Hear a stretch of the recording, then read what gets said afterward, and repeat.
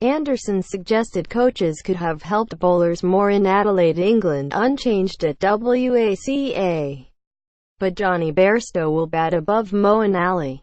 Joe Root moved to quell suggestions of a rift between Jimmy Anderson and the coaching staff on the eve of his side's crucial third test with Australia after England's attack leader appeared to question their input during last week's defeat in Adelaide. Speaking ahead of the final Ashes test at the WACA and before later naming an unchanged 11 that sees Johnny Bairstow promoted to number 6 ahead of Moeen Ali, Root fielded questions about a recent newspaper column from his vice-captain and senior bowler. England's seamers had been criticised for failing to locate the right length on the opening day of the pink ball match in Adelaide after Root had won the toss.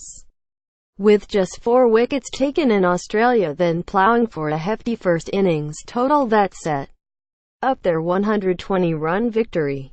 Australia's Steve Smith says 2 more bad sessions can lose England the Ashes. Read more.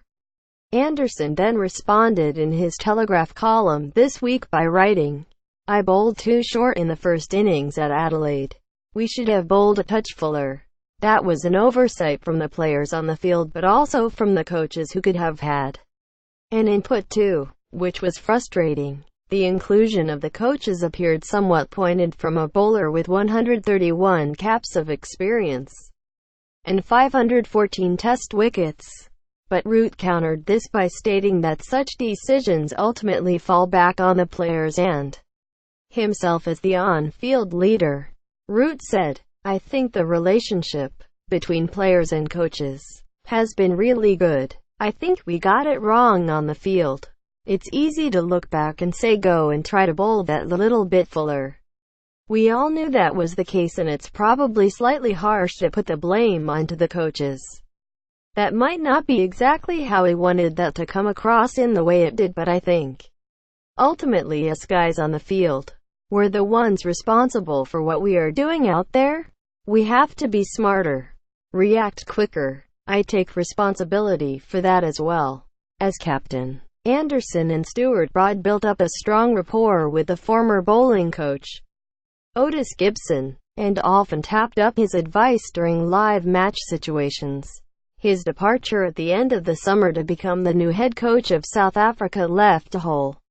England hired the former New Zealand quick Shane Bond as a consultant for the first 2 tests, but he has since left the group, with the full-time appointment, Chris Silverwood, not starting until the new year after seeing out his notice period at champions Essex.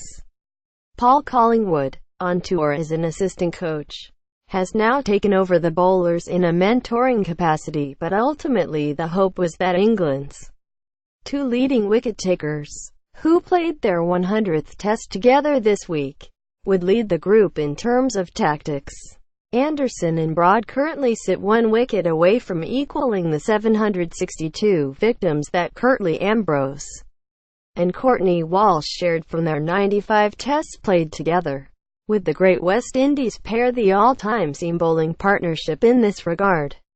Only the prolific seam-spin pairings of Australia's Glenn McGrath and Shane Warne 1,001 wickets shared from 104 tests, and Chaminda Vaas and Mattia Muralitharan of Sri Lanka, 895 from 95 tests, sit above them.